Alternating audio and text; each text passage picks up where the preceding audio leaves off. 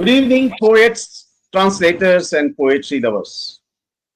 Welcome to yet another session of Kritya Poetry East and West, where we meet once a month to listen to poetry from all corners of the world, written in diverse languages.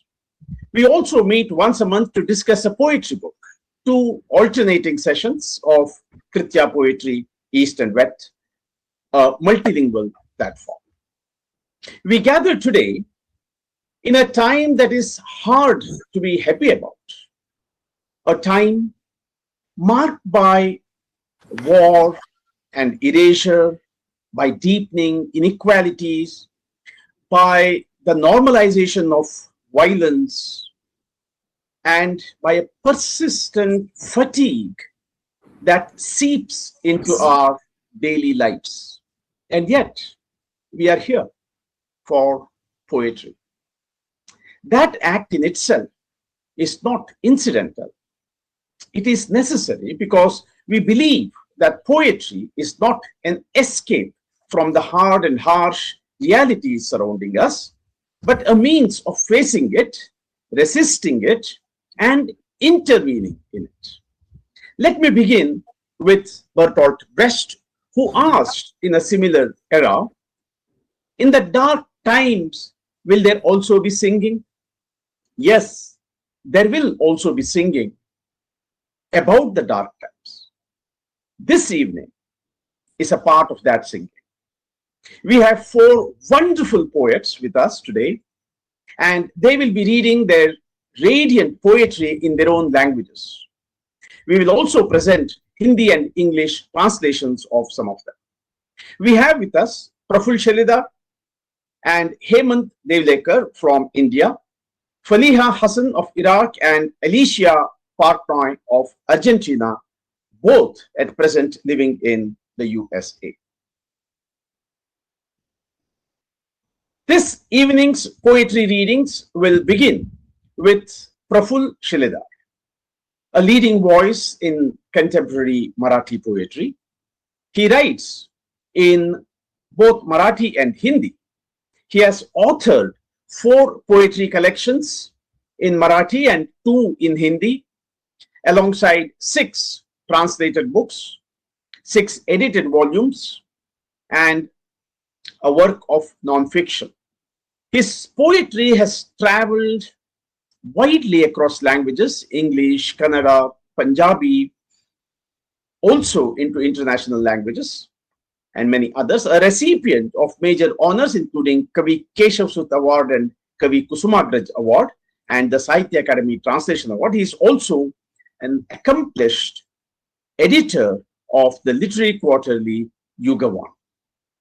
His work resonates across regions, carrying with it a deep engagement with language and lived experience.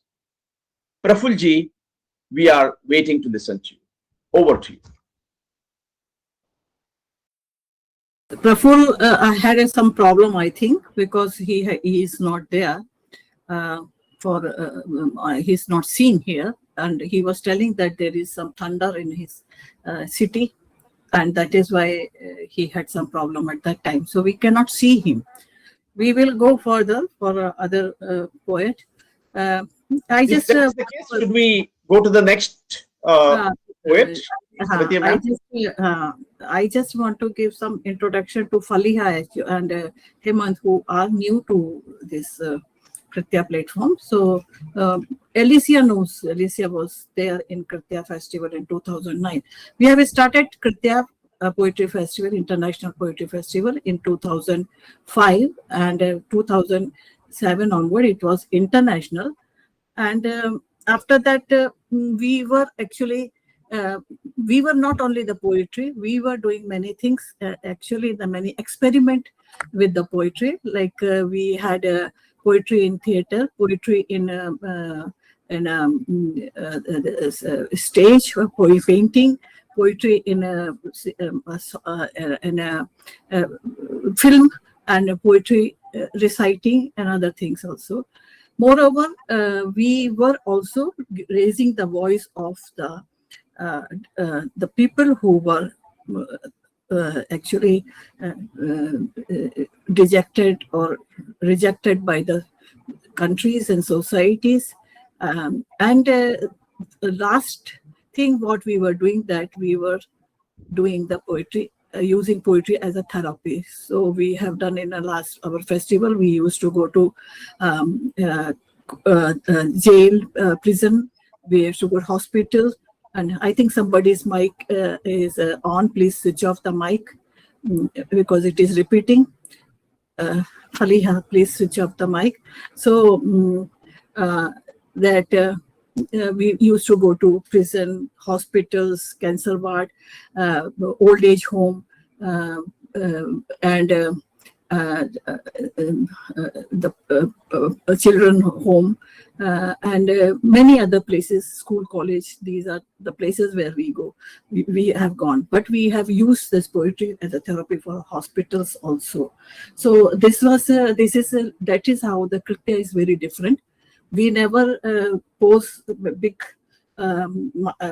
stages and very big banners and very big things to show off. We were just working hard in that to bring the poetry as a mainstream.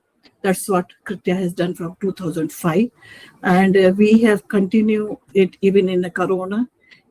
We had 2 big festivals in Corona time online. The Alicia was there, and it was very big. Almost 200 poets have taken part in Corona time. It was quite a 10 days, 15 days festival. Then Kritya talks to artists, dancers, politicians, food bloggers, and all different kind of talks were there. So Kritya is not, the poetry is the mainstream main thing. Like in Sanskrit, we call it kavyam. Kavyam is this, it is the name for everything, whether it is theater, whether it is music, whether it is poetry writing.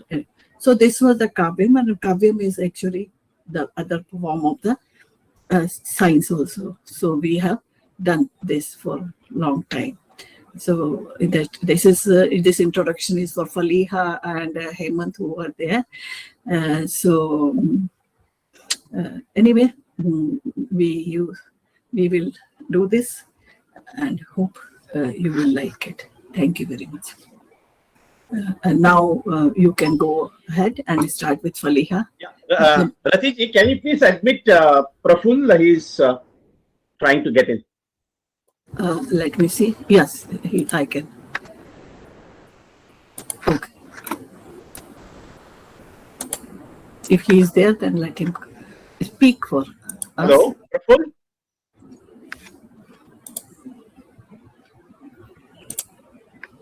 Yes, Praful. Yes, he is there. Yeah. I don't know if you were present when I made your introduction. I think there. In between there was a signal issue. So maybe you can start right away, Praful. Shall I or Faliha will read? Or shall I go ahead? Yeah, please start. Please start. Okay. Thank you, Kamlakarji, for introducing me, and thank you, Ratiji, also for inviting me to this wonderful platform of global poetry. In this time, I'm really happy to read some of my poems here. For my first poem I'm reading is in my own language, that is Marathi. The next poems I will read in English and Hindi. मराठीतली ही पहिली कविता मी इथे आपल्या समोर वाचतो आहे. छोटीशी कविता आहे. या कवितेचं शीर्षक आहे अंधार युग. Kamlakarji, you talk about the dark times. So the title of this poem is also The Dark Age. And I am reading this in my mother tongue, Marathi. उजेड मंदावला की ताडकन फणा काढतो अंधार. कोपऱ्यात आधीपासूनच दबा धरून बसलेलं तुटून पडायची संधी पाहणारं श्वापद असते. प्रकाश मालवताना आपण अंधारालाच हाक मारत असतो, पण पडलेला अंधार सहजासहजी मालवता येत नाही. खूप सायास पडतात तो घालवायला. अंधाराचा एकदा शिरकाव झाला की पुढे त्याचंच साम्राज्य. सगळीकडे त्याच्या काळोख्या टोळक्याचा धुडगूस, प्रकाशाच्या सगळ्या शक्यता दडपून टाकणं. एकदा ताबा घेतल्यावर तो फक्त उजेडाला धक्के मारून बाहेर काढतो असं नव्हे, सगळे रंगही खेचून नेतो फरफटत. कधी जखम झाली तर वाहणारं रक्त लाडभडक आहे, पायाखालच्या मौशार गवताचा रंग हिरवागार आहे, हे कळतच नाही आपल्याला. आपण गालावरून हात फिरवायच्या ऐवजी डोळ्यात बोट खुपसतोय किंवा गुलाबाचं फुल देतोय म्हणत काळजात सुरा भोसकतोय, हे लक्षात येणं देखील मुश्किल होतं अंधाराच्या सावटात. अंधार स्थिरावल्यावर सुरुवातीला काही काळ प्रकाशाच्या आठवणींचे तारे लुकलुकत राहतात. नंतर ते देखील काळ्याभोर समुद्रात बुडून जातात. एव्हाना या कृष्णविवराची सवय झालेली असते डोळ्यांना. सगळीकडे काळोखच असताना डोळ्यांची गरजच काय, असे प्रश्न विचारू लागतो आपण अंधार युगात. उजेड हा शब्द हद्दपार होतो अंधाराच्या साम्राज्यात.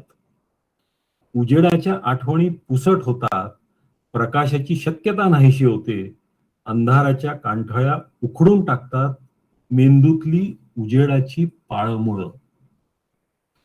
पुढे तर अंधार घालवल्यानंतर उजेड येईलच याची काय खात्री. अंधाराहूनही भयानक असं काही असू शकतं कोपऱ्यात दबा धरून. या दहशतीनं कुणी सहजासहजी अंधाराला हात लावायलाही धजत नाही, अंधाराला हात लावायलाही धजत नाही. Thank you. This was my poem in Marathi. Now I am reading two poems in English translation.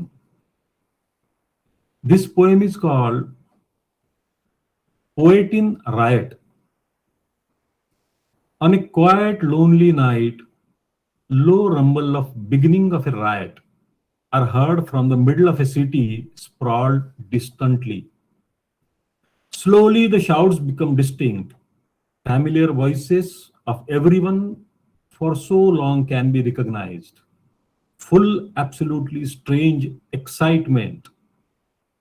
After the riot begins, every person runs separately in great rush, and the mob, humming like wild bees, keep following.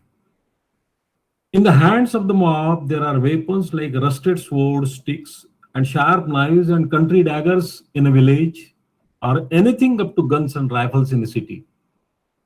One by one, the organs of a desolate person caught in the grip of the mob fall limp.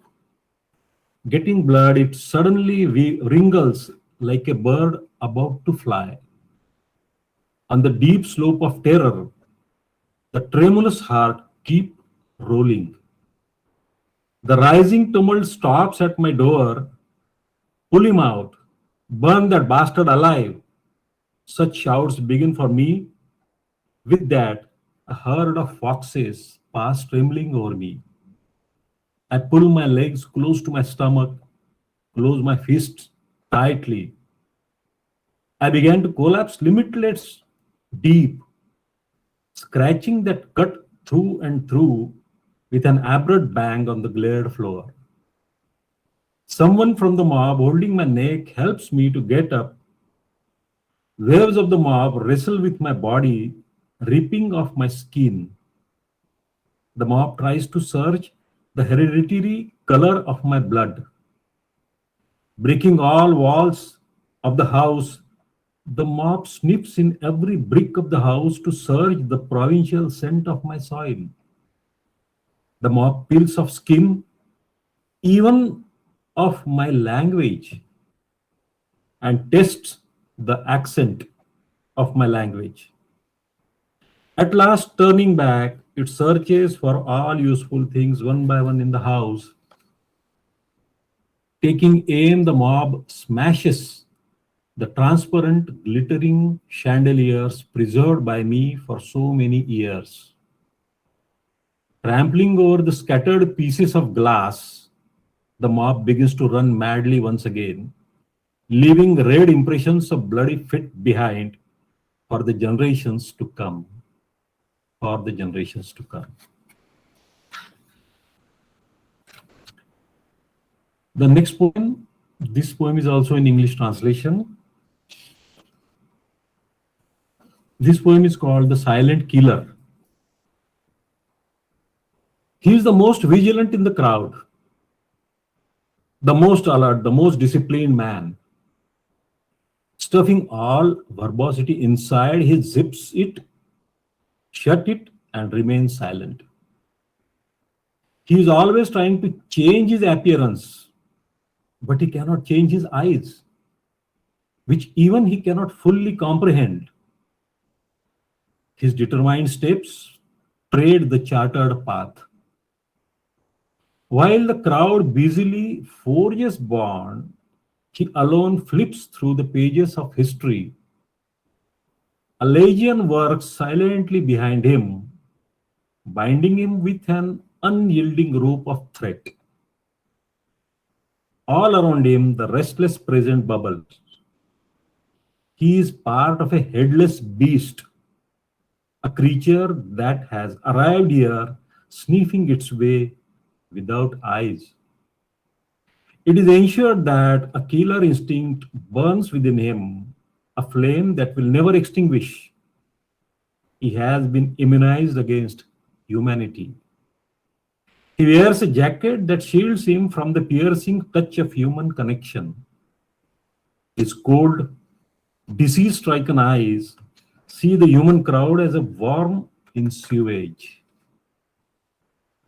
The whirlwind roaring through his ears will soon penetrate his body, and he will spring into action, determined, unrelenting at any moment. I identified him unexpectedly amidst this jostle. He is right next to me, brushing against my body, gripping the overhead hook of the swaying local train. Now, an explosion could happen at any moment. So these are the two poems in English, and then I will read some poems in Hindi translation, or the Hindi poem that I have written. इस कविता का शीर्षक है खतरे उठाकर। कविता लिखते वक्त एक चींटी टेबल के कोने से दुबकती, झिझकती, रेंगती हुई आई।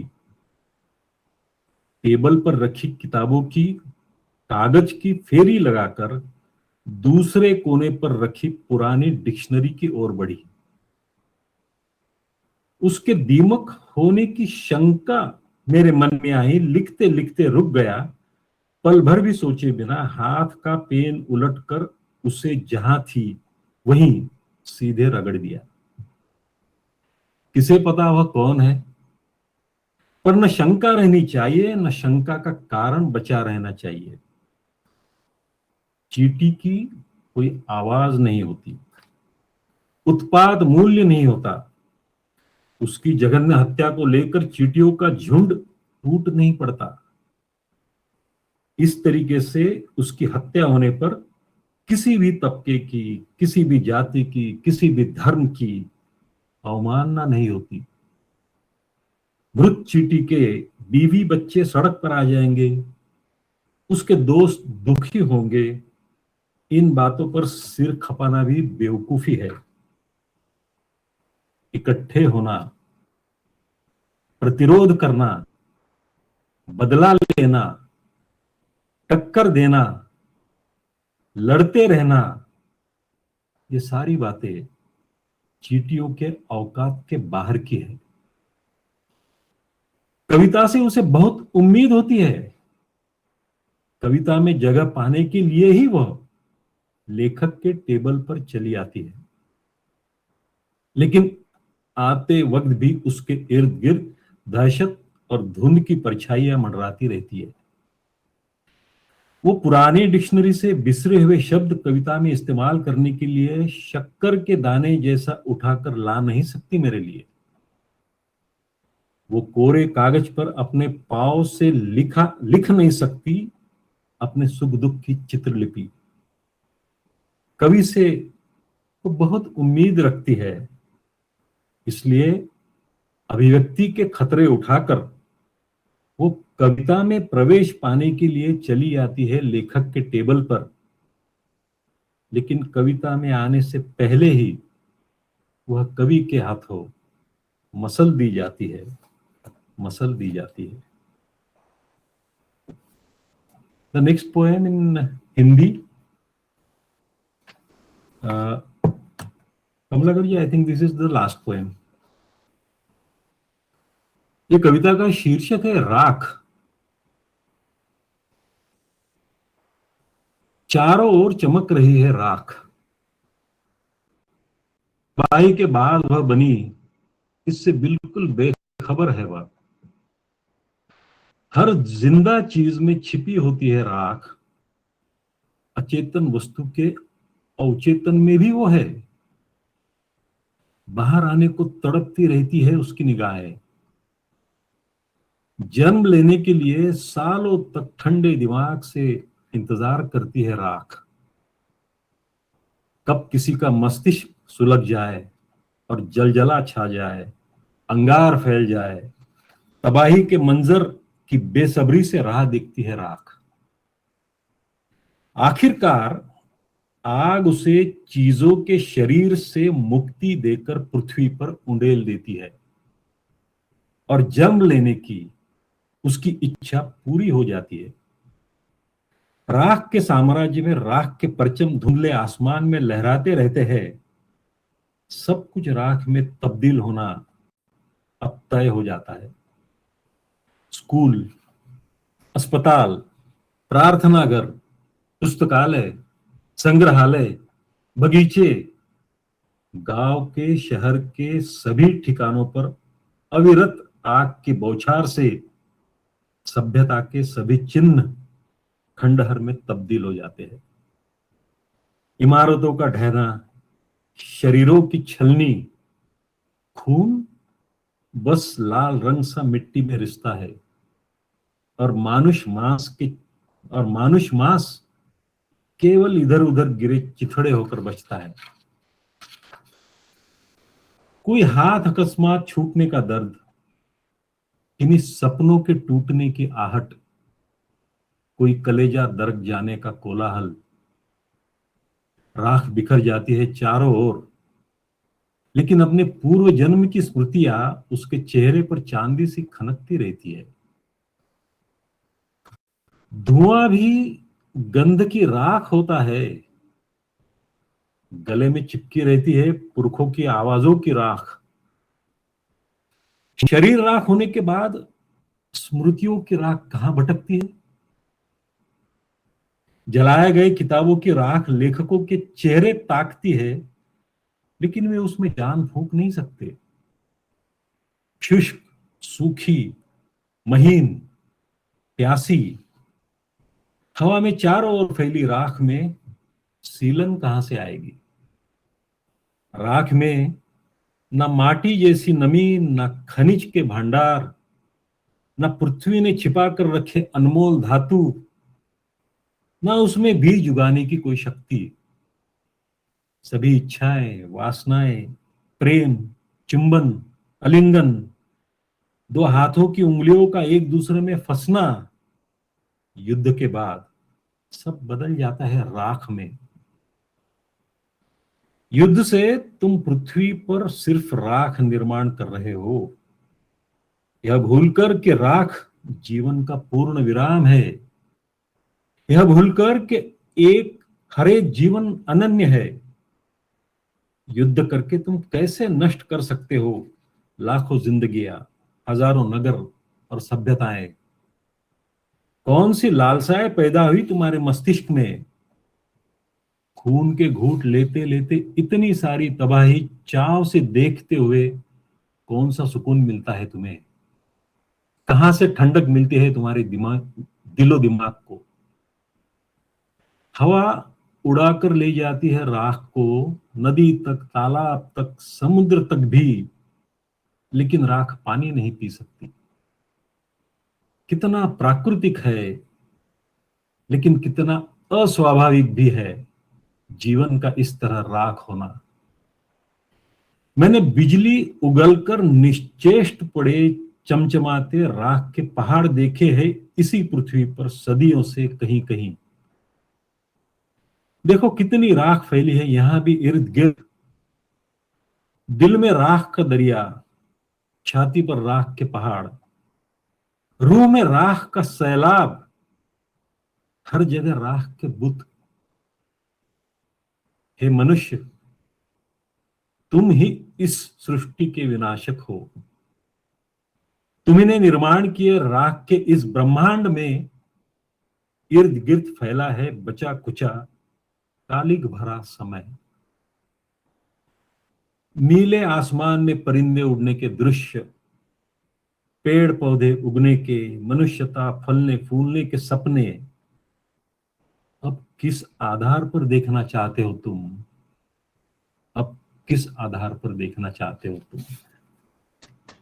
बहुत बहुत Thank you, Prafulji. Wonderful. Thank you for your poems that, as always they do, compel us to reflect, to interrogate ourselves as much as the world around us, and more importantly, dares to ask tough questions. Thank you for joining Kritya-Poetry reading. Thank you. Next, we would like to listen to Faliha Hassan, an acclaimed poet, playwright, and educator born in Nazaf, Iraq, and now based in the United States. A pioneering voice, she was the first Iraqi woman to write poetry for children. With 29 published books and translations into numerous world languages, her work bears witness to war, memory, and survival.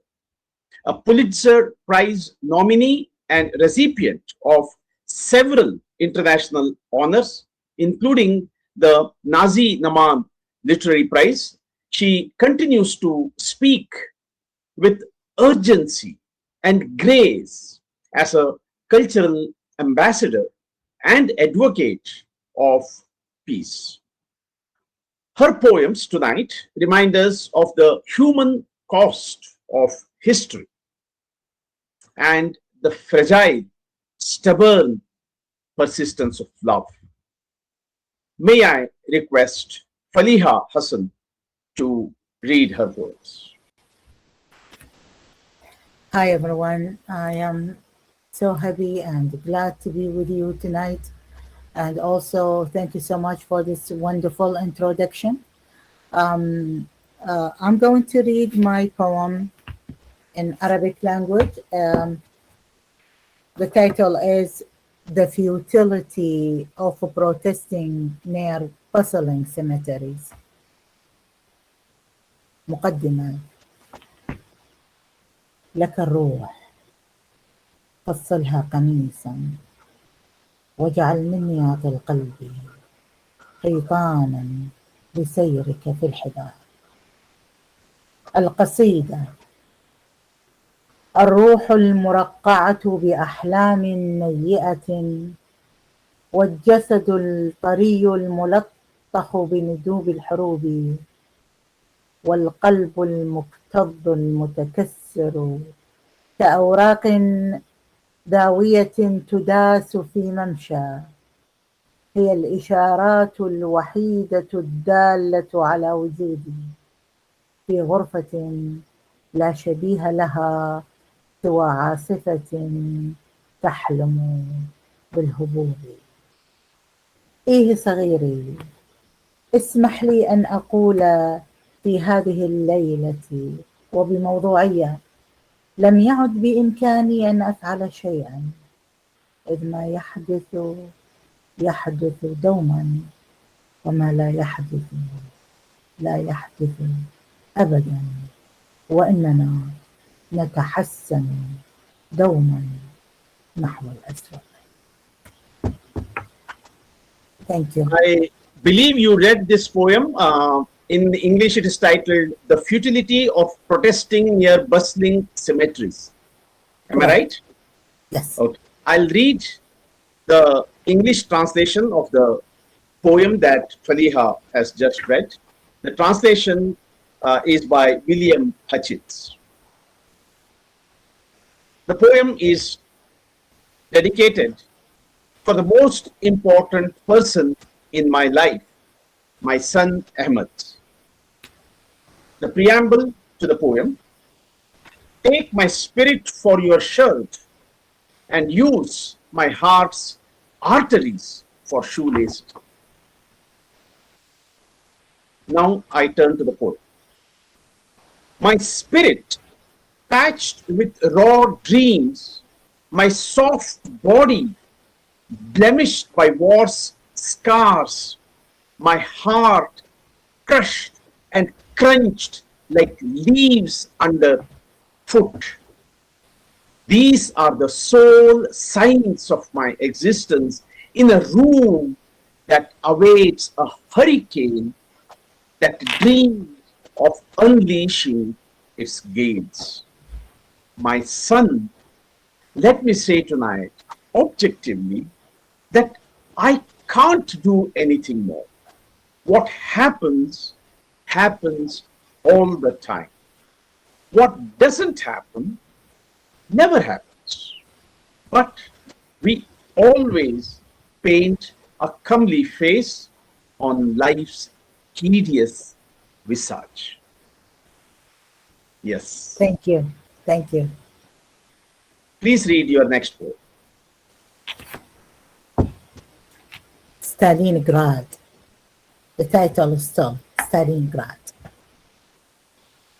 في لحظات كنت أمد حنانا صوب الغابات المزروعة من أجلي وحدي، أمسدها حلما، أشم وجيب الكامن بين الأضلاع يبارك في الرحلة، يدعوني بنبض يعلمه في، أسمع أصوات دخان متروك من لحظة هم ينحاز إلي، يجتاز الرغبات إلى الكامن منها قسرا، تنعطف الروح إليه، تتشكل خدرا، فوق شفاه تلتهم الأنفاس حياة، أخجل لكن العين في لحظات لا أدري ماذا أسميها، تلك اللحظات تأخذ مني مسارا آخر صوب التلفاز،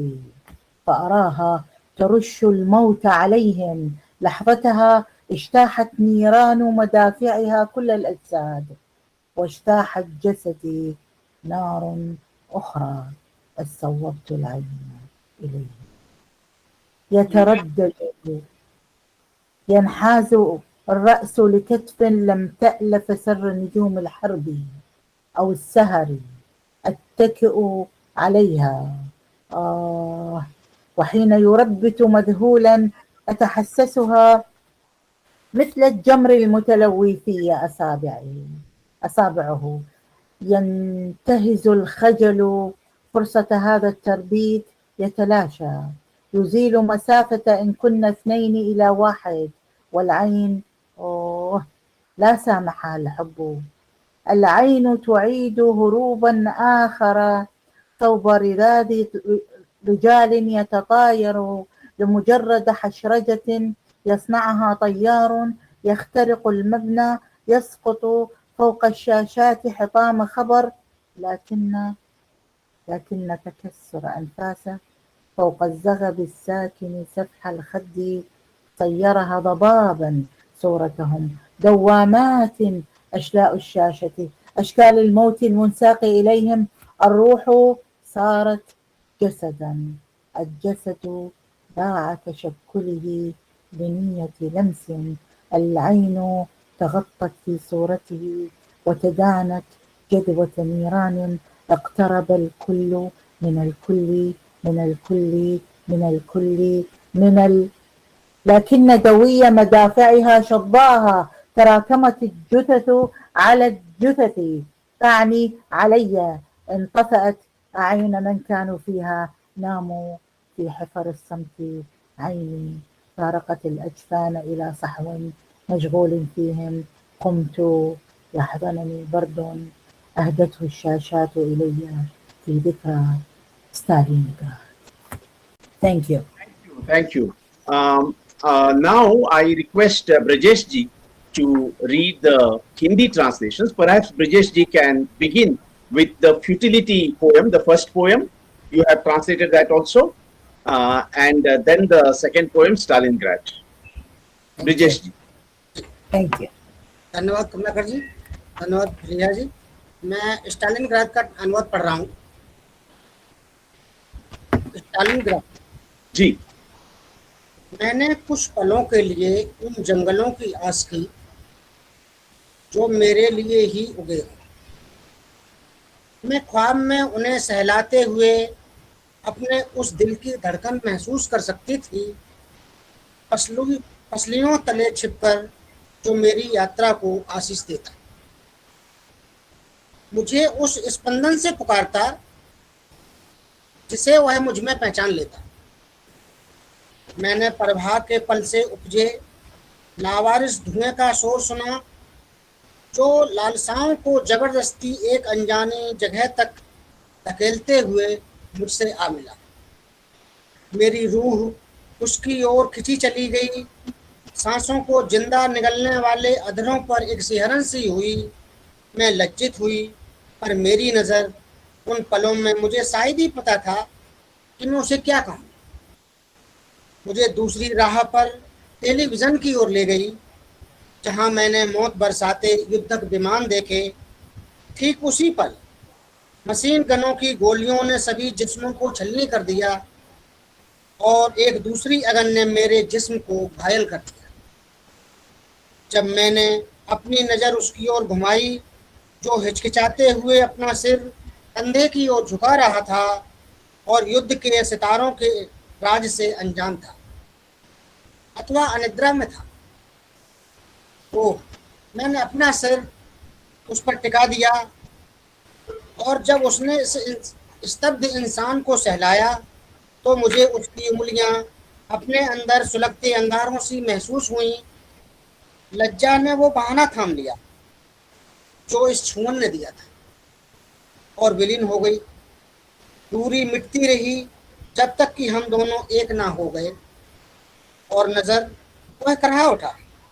शायद मोहब्बत मुझे उस नज़र के लिए माफ़ ना करे, फिर से एक बहाने की ओर मुड़ गई, उन इंसानों की बौछार की ओर जिन्हें एक इमारत में घुसते हुए पायलट की जरा सी सरसराहट ने हवा में उछाल दिया था और जो ब्रेकिंग न्यूज के मलबे की तरह स्क्रीन पर आ गिरे, मगर उसकी सांसें गाल के नीचे बिखरती रहीं और उसकी तस्वीर को धुंध में बदलती रहीं, मानो स्क्रीन पर लाशों के भंवर हों, मौत के अलग अलग रूप अपने साथ लाए हों। रूह जिस्म हो गई, वो जिस्म जो एक छुअन की खातिर बिक गया हो। जो नज़र उसके व्यक्तित्व पर टिकी हुई थी अब भीषण आग की लपटों के करीब पहुंच गई। हर कोई एक दूसरे के करीब आ रहा था, हर कोई, लेकिन उनकी मशीन गनों की गड़गड़ाहट ने उनके टुकड़े टुकड़े कर दिए। लाशों पर लाशों के ढेर लग गए, मेरा मतलब मेरे ऊपर, और उनमें मौजूद इंसानों की आंखों की रोशनी बुझ गई। वे खामोशी की खाई में सो गए। मेरी पलकें खुलीं ऐसी सजगता में जो नी ख्यालों में डूबी थी। मैं उठी और उदासीनता को गले लगाया। यह छाया चित्र स्टालिनग्राद स्मृति समारोह में मुझे ले आया। धन्यवाद। Thank you, Brajesh ji. Very, very well translated. Maybe move on to the next poem, Fariha.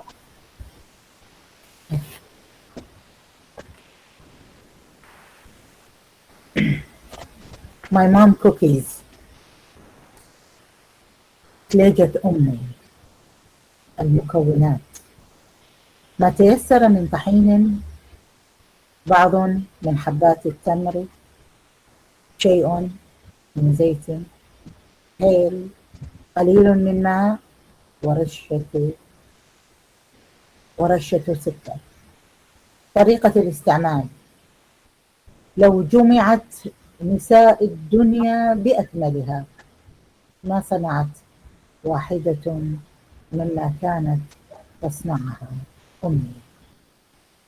وكانت تفرش الأرض لتبسمل، لحبات الحنطة تغدو نسيما، للتمر يتشكل لذة، للزيت يتلوى شوقا مثل جنين البحر، لحبات الهيل تتراقص في قلب الهاوي كذرات حرير. فإذا رش نثار السكر اكتظ الدفء ووهج النور، وحين النضج تخرجها وهي تردد: يا أهلي يا أهلي هذا من عندي فاقترب. ينسلون ومثل القداح تضج بهم أركان البيت. في 2006 أخذوها معهم أمي. البيت ذوى، ملأ اليتم فراشي، ملأ اليتم فراشي، ومثل سقوط الأرض على الأرض مات أبي. Thank you. Hindi में कविता का शीर्षक है मेरी अम्मी की कुकीज। सामग्री: हर तरह का आटा, कुछ खजूर, जरा सा तेल, इलायची, पानी के छींटे और चुटकी भर चीनी। बनाने का तरीका: अगर दुनिया भर की औरतें जमा हो जाएं तो कोई भी वैसी कुकीज नहीं बना सकती जैसी मेरी अम्मी बनाती थी।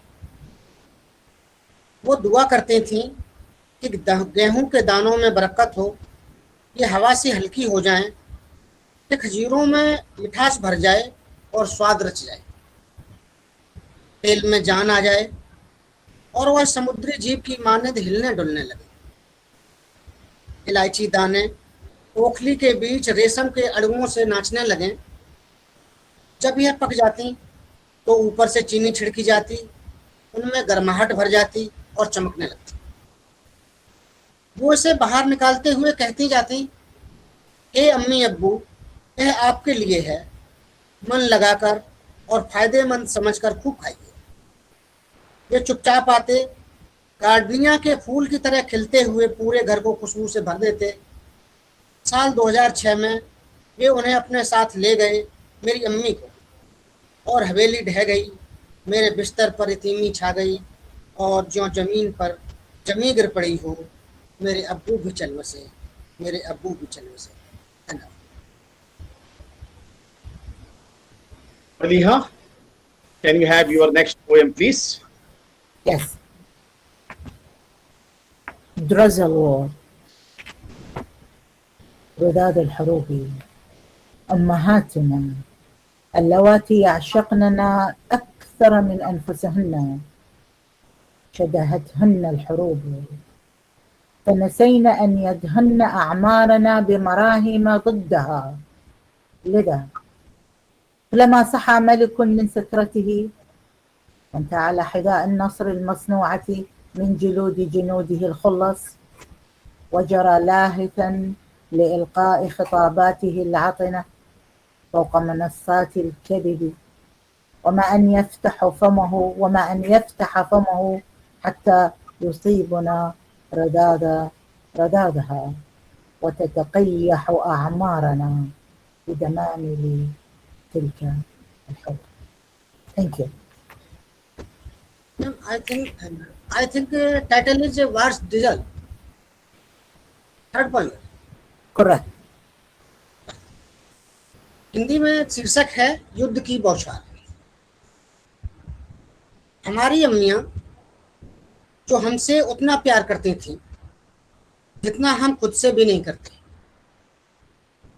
युद्धों से स्तब्ध थीं। वे हमारी जिंदगी पर वो मरहम लगाना ही भूल गईं जो हमको युद्ध से दूर रखता। इसीलिए जब भी कोई शहंशाह होश में आता और वफादार सिपाहियों की खाल से बने जीत के जूते पहनता है और फिर हाँफते हुए फरेब के मंच से सड़ी गली तकरीर करता है, जैसे ही वो अपना मुंह खोलता उसके शब्दों की बौछार हम पर आ पड़ती है और हमारी जिंदगी युद्ध के फोड़ों से रिखी सड़ने लगती है। धन्यवाद। Thank you, Brajesh ji. Very well translated and very well presented. Thank you, Falina Hassan. Your poems shake us completely and force us into an empathetic mode. The strong and urgent voice of your poems are this kind of balm we need at a time being human is becoming the most important, the most challenging goal. Thank you for joining poetry. One minute, I want to say that there is some problem in the internet that it is not becoming live. We have to record. We are recording it, and then we have to work on it afterward. But if your friends want to see it live, you can give the link so they can come and watch us from distance and listen to us. They cannot come inside, but they can watch from this outside. So I tried my best, but I'm not able to make it live in YouTube. Some problem, I do not know. Thank you very much. Okay, fine. So we are honored to have with us Alicia Portnoy, poet, scholar, translator, and human rights activist, a survivor of Argentina's military dictatorship. She was among the disappeared, later transforming that experience into her landmark memoir, The Little School, which served as evidence in genocide trials. Author and editor of over a dozen books, her work crosses languages and borders. A former leader within Amnesty International USA and PEN West, she is a professor emerita at Lloyd Marymount University and founder of Proiceto Voices of Survivors. Her presence reminds us that poetry can be testimony, and testimony a form of justice. Alicia, over to you. Thank you. Thanks a lot. I want to give one more introduction of Alicia, which makes her very, very important, because she is not survivor from she was in concentration camp. I have taken her interview, and she is very few. I think she is the only one who survived from the concentration camp of 3 years. And with the help of poetry, which she has talked to us about in our interview in 2009 itself. So, and moreover, she is important because she could help the government later on Argentina. I think she can correct me. Alicia can correct me afterward. That she has politically, she helped government to find out the culprit. And moreover, she helped to social people in society whose there are many people, their relatives and friends, sister and brother were in concentration camp and how they lost. So Alicia was talking to them, and if she remember anyone, she has written about them also. So the kind of social work Alicia is doing, I have never seen in this world now in contemporary world, because she is standing.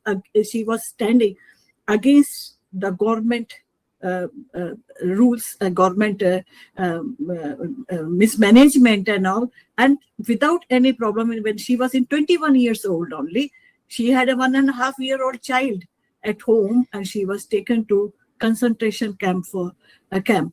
So and where nobody knows about her, how she survived, how she came up. And the most important thing I find that she's still working in that direction. She helped the Argentina government. She's and her poetry is converted. I think Hemant will understand that if you know the Nepal theater, Nepal theater is one of the best theater in the world. I have seen myself. They are very good in natak, na theater. Natak में बहुत अच्छे हैं नेपाल के. And her life is played as a theater in Nepal. So she is one of the most important. We don't understand people when they are alive. I'm sorry, Alicia, but after a long time we find out that what was their journey and how they have. So that I know about Alicia, and that is why I wanted her to come here and meet again and again. She's my very good friend, and I really asked her once, because the way she laughs. I said, how can you forget that when you're 2.5 years in a concentration camp, that you forget everything and you can laugh so loudly? And she is a very good teacher also. So, Alicia, I wanted to give something apart from your biodata, because the poets are human also. And as human, what they have done is most important. So thank you, Alicia. Now you can read. Thank you, Rati. You made me blush. Thank you, Kamalakar, for your introduction to. You mentioned that we achieved justice. We put the perpetrators in prison with my testimony and the others. Rati, thank you. It's been unforgettable to visit and be with the poets there, and also join this movement. I'm gonna read The Windmills of Memory, about my first visit to the concentration camp after 22 years after. It's first in Spanish and then they'll read the English. Los molinos de la memoria. Frente al campo de concentración La Escuelita de Bahía Blanca, donde estuve desaparecida durante la dictadura militar allá por el 77, había un molino roto. Los milicos lo habían atado con alambre. A los conscriptos del comando del 5º Cuerpo de Ejército les tocaba hacer guardia imaginaria allí, y eso los aterrorizaba. Resulta que en las noches sin viento el molino se desataba y echaba a girar solito. Cuenta la leyenda, que siempre la verdad, que los espíritus de los desaparecidos movían las aspas. En 1998, 22 años después de ser liberada, volví al sitio de la escuelita. Vi el molino, pero los espíritus de mis amigos del alma, la Vasquita y la Corta, María Eugenia y Néstor, de mis compañeros María Elenita, Graciela, la embarazada que dio a luz en cautiverio, Benja, Braco, sus espíritus no echaron a girar las aspas. En cambio, viajaron conmigo hasta mi casa de Los Ángeles.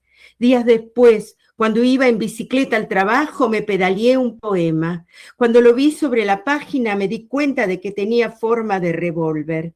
Recordé entonces aquellos versos de Gabriel Celaya. La poesía es un arma cargada de futuro. Y si el arma, Celaya, apuntara al futuro, ¿sobre qué muertos echaremos qué culpas cuando se nos desteja la trama del silencio? ¿Cuáles serán las puertas para la cruz de sangre y cuáles las solapas de estrellas amarillas? ¿De qué gargantas frías rapiñaremos voces para que sean el eco de lo que dijo el amo? ¿Qué perdón, qué justicia humanamente posible atarán con alambre los molinos de nuestra memoria? Thank you. My mom's drawings.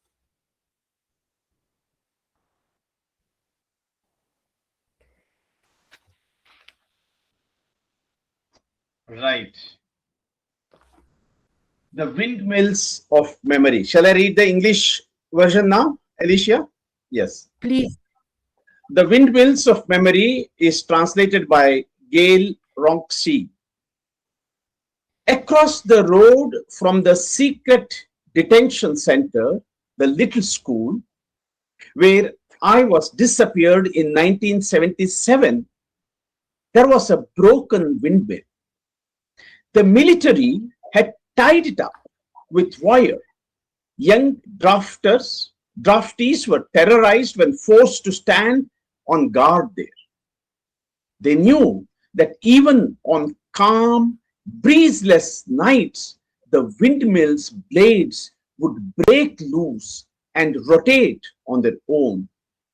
Legend had it, we all know legends tell always the truth, that the windmill was moved by the spirit of the disappeared. In 1998, 22 years after my release from the little school, I went back to the site of the concentration camp. I saw the windmill, but the spirits of my soulmates, Vasquita, Corta, Maria Eugenia, and Nestor, and those of my other compañeros, Maria Elenita, Graciela, who gave birth in captivity, Benya, Braco, their spirits did not move the windmill. Instead, they followed me to my house in Los Angeles. A few days later, while going to work on my bike, I wrote a poem. When I saw it on the page, I realized it was shaped as a gun. I remembered the lines by the Spanish poet Gabriel Zelaya. Poetry is a weapon loaded with future. Then I asked, the weapon, Zelaya, what if it is aimed at the future? Upon what dead shall we place what blame when the warp and woof of our silence is unwoven? What doors will be chosen for the cross of blood, and which will be the lapels for the yellow stars? From what cold throats will be scavenged voices in order to echo what the tyrant said? What pardon? What humanly possible justice? What bind with wire the windmills of our memory? Memoria. Thank you. Thank you. I'm going to read Experiment. I think it's translated by into Hindi by Brajesh Singh. Experiment, no? Thank you. Experimento. Tómese con cuidado una palabra. La palabra miedo, por ejemplo. Rocíesela con los sabores salobres y amargos de la huida. Estrújesela con dedos garfios contra la boca misma del estómago. Un revoltijo imposible en las entrañas. La certeza de que le falta el piso. Una marea blanca en las pupilas. Y el aire cortajeado a cuchillazos. Y si el experimento no le resultara, abra grande la boca y grite no a la invasión de botas y metrallas. Briyeshji?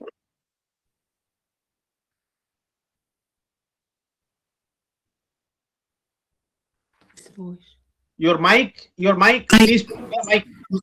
Briyeshji. आवाज आ रही है मेरी? Yes. में शीर्षक है प्रयोग। बड़े ही एहतियात से एक शब्द लें। बड़े ही एहतियात से एक शब्द लें। मिसाल के तौर पर तरसक। इस पर छिड़कें खारे और कड़वे पलायन का स्वाद। लौह उंगलियों से इसे निचोड़कर उदर के मुहाने पर डालें। हाथों में मिचलें। टिकने का कोई अडिग आधार नहीं। पुतलियों में उठता श्वेत ज्वार, विशाल खंजरों से चीरी हुई हवा। यदि इस प्रयोग से नहीं निकलता नतीजा तो पूरा मुंह खोलें, खांस कर उगल दें। नहीं भारी बूटों और छर्रों के उस हमले पर। भारी बूटों और छर्रों के उस हमले पर। धन्यवाद। Thank you. Let's have your next poem, Alicia. Penélope en espejo. I'm gonna read that, and it will be read in English afterwards. Yes. Penélope en espejo, Penélope in a mirror. ¿Qué tejerá mi mar con su madeja de algas y ese telar de olas que van y vienen mansas? Esta mañana tibia de andar desmadejando la trama del recuerdo sobre la arena blanda. Penélope en enero del año que vos quieras, se mira en el espejo y del mundo y reflexiona, mas nunca se libera de esa camisa fuerte que aprisiona a las locas de amor por la poesía.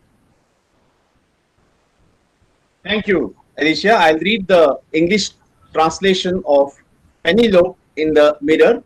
It is translated by Julia Hort.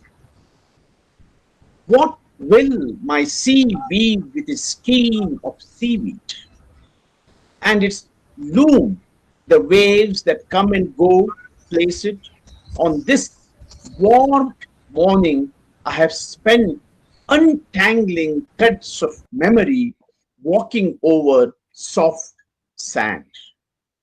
Penelope, in January of any year you please, looks into the mirror of the world and reflects, but never frees herself from the straitjacket that holds captive those crazy in love with poetry. Thank Oh. you. Thank you.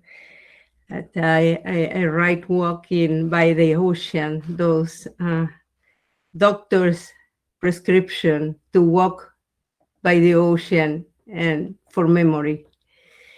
Ours. This one is translated into Hindi, and so I'll read it in Spanish. A toda derrota alguna vez le crecen un par de locas plumas, una flor confundida en el costado abierto, una perla despistada en el pescuezo cerca del grito. Voz, tu voz, tu voz, tu voz, ay, cementera de sal, cuánto nos duele.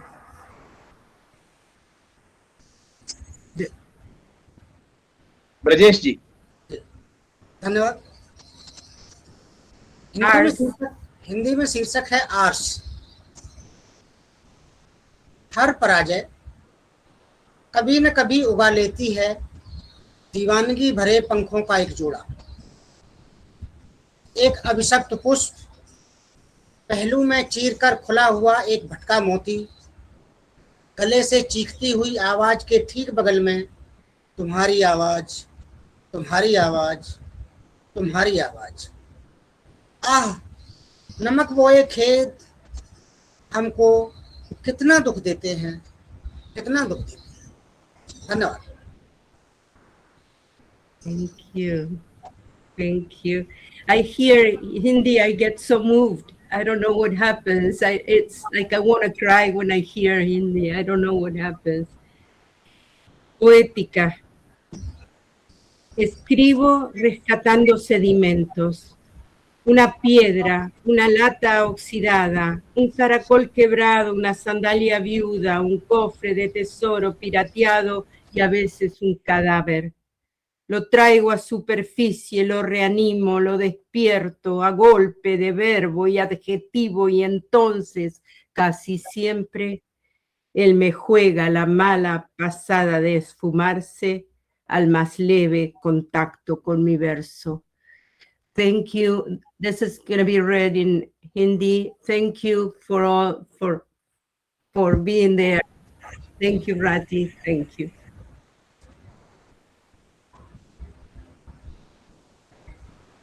I think English title is Poetica. Poética. Okay. Hindi में शीर्षक है काव्यात्मकता। मैं लिखती हूँ तलछट से खोजते हुए। एक पत्थर, एक जंग लगा डिब्बा, एक टूटी सीप, एक बिछड़ी चप्पल।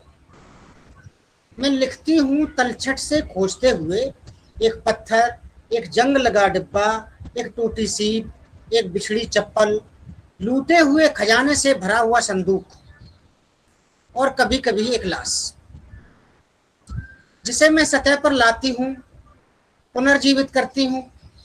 मैं उसे जगाती हूँ क्रिया और विशेषण के थप्पड़ से। फिर वह लगभग हमेशा ही मेरे साथ गायब होने का कुटिल छल कर जाता है, मेरी कविता के स्पर्श मात्र से, स्पर्श मात्र से। धन्यवाद, धन्यवाद अलेसिया जी। आपकी कविताओं को अनुवाद करने के लिए बहुत बहुत शुक्रिया, थैंक यू। बहुत ही सुंदर कविताएं और बहुत पावरफुल कविताएं।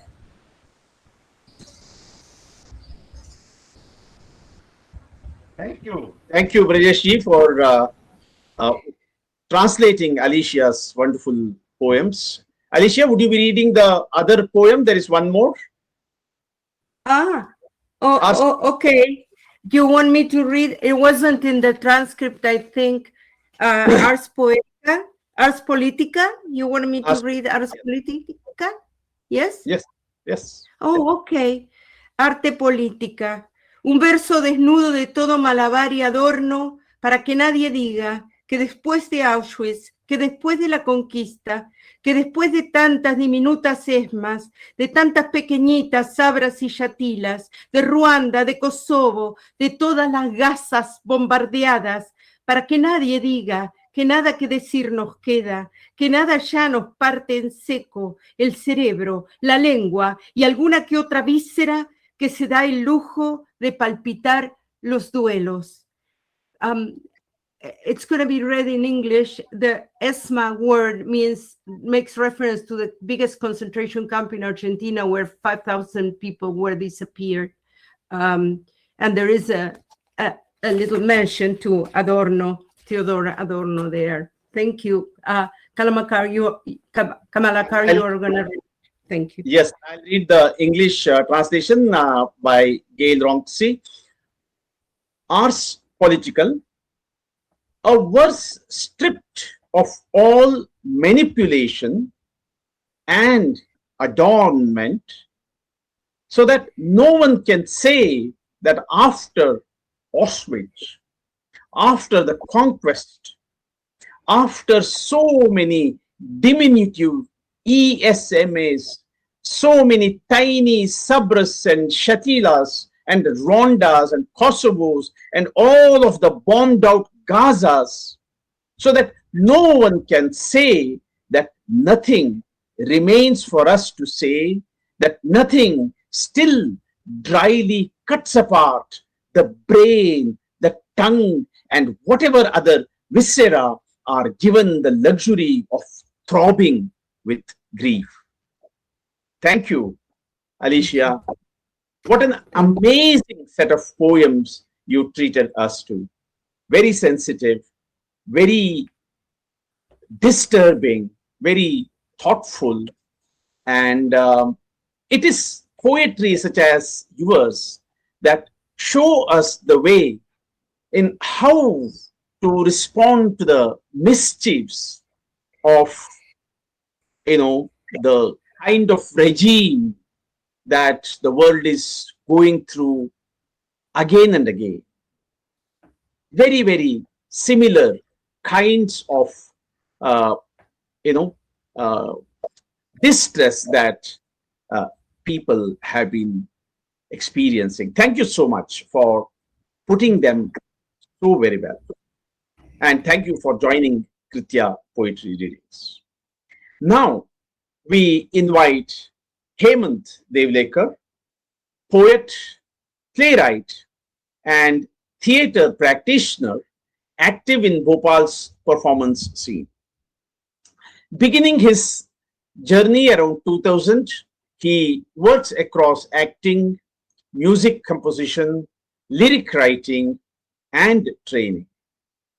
He has published 3 poetry collections, along with ongoing writing for children. His work appears in major anthologies, including in English translations. He has authored several plays as well as popular children's theatre. Recipient of Vagishwari Spandan Yuva and Shashin Awards. He is associated with Vihan Drama Works. Hemantji, over to you.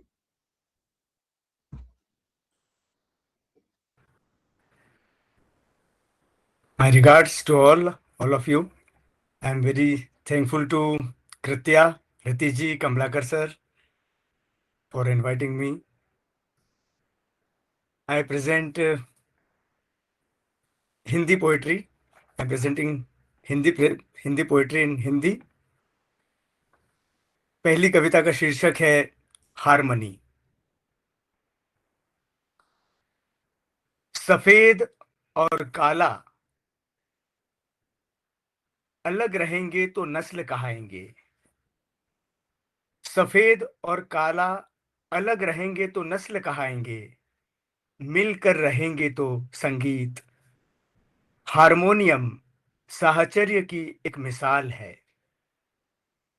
उंगलियों के बीच की खाली जगह उंगलियों से भर देने के लिए है। शुक्रिया। Thank you, Hemantji. I'll read the English translation of this wonderful poem. I have translated the poem myself. Harmony.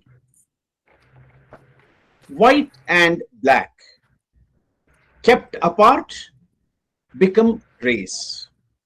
Together, they become music. The harmonium is an example of companionship. The empty space between the fingers is meant to be filled by other fingers. Next poem, please. Thank you. अगली कविता का शीर्षक है नई भूख। भूख से तड़पते हुए भी आदमी रोटी नहीं मांगता। वो चिल्लाता है गति गति, तेज और तेज, इससे तेज क्यों नहीं। कभी न स्खलित होने वाली वासना है गति। हमारे पास धीरज की कोई स्मृति नहीं बची। दुनिया के किसी भी कोने में पलक झपकते पहुंच रहा है सब कुछ। सारी आधुनिकता इस वक्त लगी है समय बचाने में, जो स्वयं ब्लैक होल है। हो सकता है किसी रोज हम बना लें समय भी, मगर क्या तब भी होगा हमारे पास इतना समय कि किसी उल्टे पड़े छटपटाते कीड़े को सीधा कर सकें। Thank you, Hemantji. I'll read the English translation of this poem. A new hunger. Even while writhing with hunger, man does not ask for bread. He cries out, speed, speed, faster, faster. Why not faster than this? An unreleased desire speed is. We have no memory of patience left anywhere in the world. Everything arrives in the blink of an eye. All of modernity at this moment is busy saving time. Time itself, a black hole. Perhaps one day we will even manufacture time. But will we then have enough time to help a struggling insect lying on its back to turn over? शुक्रिया। अब शायद मैं ऐसी कविता पढ़ने जा रहा हूं जिसका ट्रांसलेशन नहीं हुआ है। क्या मैं पढ़ सकता हूं? Can I read? ठीक है, पढ़िए। कविता का शीर्षक है जी, कविता का शीर्षक है दूसरी पृथ्वी। आजकल पृथ्वी को छोड़कर दूसरे ग्रह पर जाने की और बसने की बात है, उसी पर ये एक कविता है, दूसरी पृथ्वी। कोई दूसरी पृथ्वी नहीं है, हो ही नहीं सकती कहीं अन्य पृथ्वी। मत ढूंढो जीवन इसलिए कहीं और, जमीन की हवस में मत लांघो पृथ्वी की मर्यादा। वरना हमारे कदम रखने से पहले पहुंच चुके होंगे नस्ल, जाति और धर्म। फिर पहुंचेंगे शासक हथियारों का जखीरा लेकर। बस इतना काफी है किसी नए ग्रह को खंडहर बनाने के लिए। हम तुम अगर इस ग्रह पर मिलजुल कर नहीं रह सकते तो नए ग्रह की खोज हराम है। हम तुम अगर मिलजुल कर इस ग्रह पर नहीं रह सकते तो नए ग्रह की खोज हराम है। अगर हम तुम इस ग्रह को बिल्कुल अपने घर जैसा साफ सुंदर नहीं रख सकते और उसे अपने बच्चे की तरह नहीं पाल सकते तो कोई हक नहीं हमें पृथ्वी छोड़कर जाने का। पलायन को प्रगति का नाम देना धोखेबाजी है। कोई दूसरी पृथ्वी नहीं है, हो ही नहीं सकती कहीं अन्य पृथ्वी। इसमें अभी भी हमारी हजारों पुश्तों के लिए पानी भरा है। ये न जाने कितने वर्षों तक बिना थके उगा सकती है अनाज और फूल। सबके लिए भरपूर धूप और हवा है यहाँ। और सबसे बड़ा चमत्कार कि सिर्फ यही है बारिश। मगर हम उसे डिस्पोजेबल बर्तन समझने की भूल कर बैठे हैं। हमें कैसे याद नहीं रहा कि हमारी रगों में दूध इसी पृथ्वी का है। शुक्रिया। हेमंत जी प्लीज आपका वो पोएम भी पढ़िएगा, बच्चे और कामाख्या देवी। बहुत ही सही कविता है। ओके।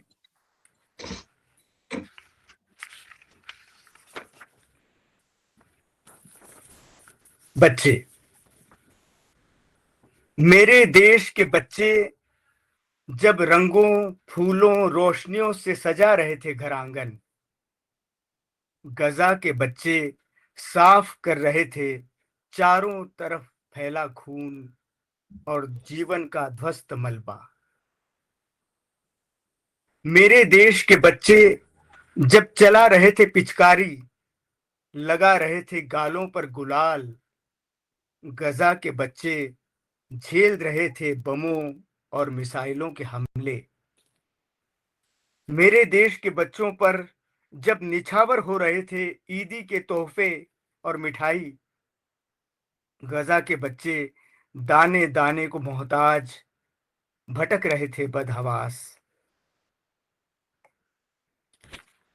मेरे देश के बच्चे जब लहराते तिरंगे तले शान से खड़े होते हैं सावधान, गजा के बच्चे बौखलाई हालत में भागते हैं, ढूंढते हैं अपनी आजादी, अपना राष्ट्रगान। शुक्रिया। और पढ़ना चाहेंगे क्या आप हेमंत जी, आपको और पढ़ना है एक आध कविता? हाँ हाँ बिल्कुल, एक कविता और पढ़ना चाहूंगा प्लीज।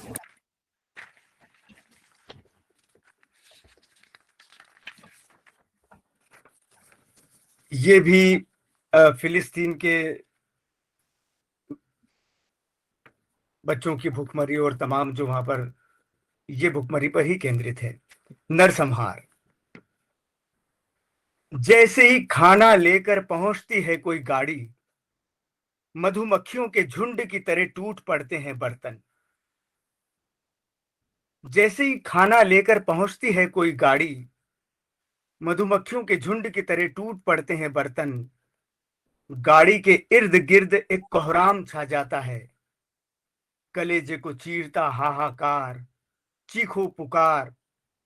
भूख की ऐसी मर्मांतक आवाजें पृथ्वी ने शायद पहले कभी नहीं सुनी। यातना सहते सहते पागल हो चुकी भूख की आवाजें, वो खाली बर्तन लिए बस भागा करती है। खाना लेकर आती किसी गाड़ी की दिशा में। बर्तन झपटते हैं, उछलते हैं, घुसते हैं।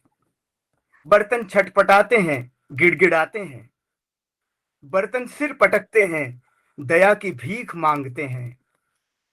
बर्तन उम्मीद रखते हैं, बर्तन सब्र खो देते हैं। बर्तन बार बार चिल्लाते हैं, अपना खाली होना याद दिलाते हैं।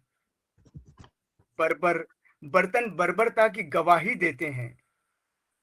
बर्तन दुआ पढ़ते हैं, बर्तन आसमान को कोसते हैं और पूंजीपतियों को लानतें भेजते हैं।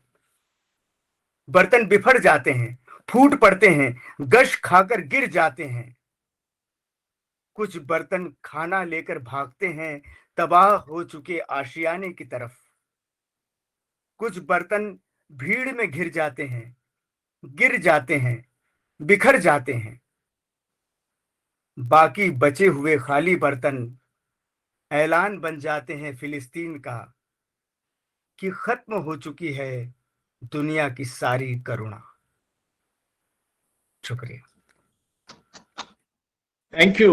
Thank you, Hemant. Very powerful poems. Poems invite us to be responsive. I think these poems, that they lead us to become empathetic, which is very important. I think at a time when we are all being benumbed by the saturation of sensations through all kinds of media around us. Excellent. Thank you for joining Kritya Poetry Readings. I want to say something. Saxena, would you like to share your responses? Yeah, not responses, but my mistake also. It's not my mistake. It is actually internet or something technical mistake. Mostly we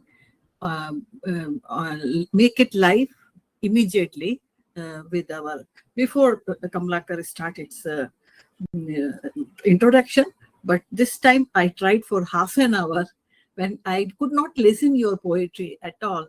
And I was just trying or at least 20 times, and then it became live. So I do not know what was the problem. It was Joho's problem or YouTube problem. Somehow it became live now.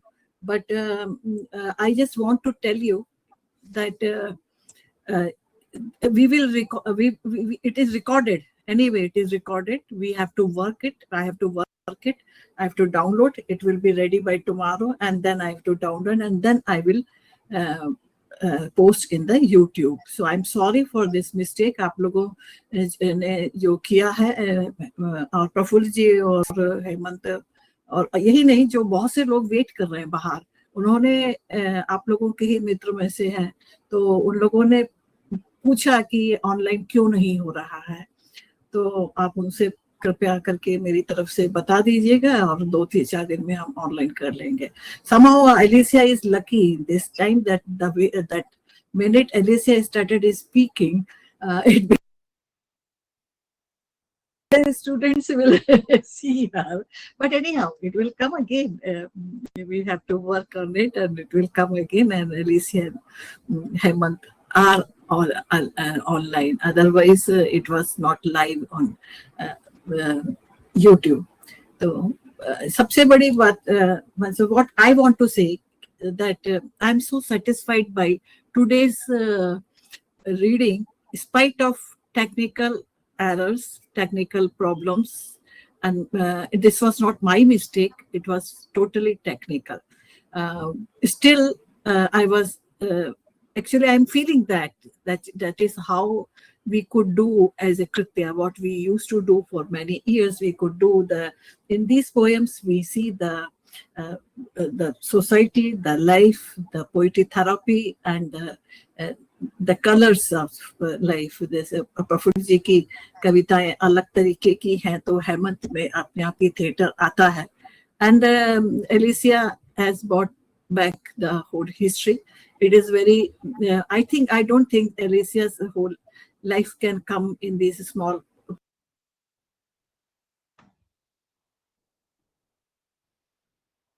other poets want to see that they can share it. They are Kritya only. So she talked about 1 hour what she has done and how she faced all this problem. We only hear about this concentration camp of Hitler, but there are many concentration camps, and the situation is almost same. The way of suffering is almost same, and living in a concentration camp for a long time, and then coming back in a life, and then without any fear, again attacking on that government who has put her in concentration camp, was really very brave as a poet. So more than poet, I respect her. Poetry has helped her to bring her emotions, but more than poet, I respect her as a human being, as a activist, as a so आज के program, and then Faliha, I know that what you have suffered in Iraq, where you were there when the Iraq war was going on, and you have also come back and you work for children, and your poetry tells very well. So आप लोगों की तो कविता के बारे में क्या कहें, आप तो मंजे हुए हैं। प्रफुल्ल जी का तो नाम बहुत हमने शुरू से सुना,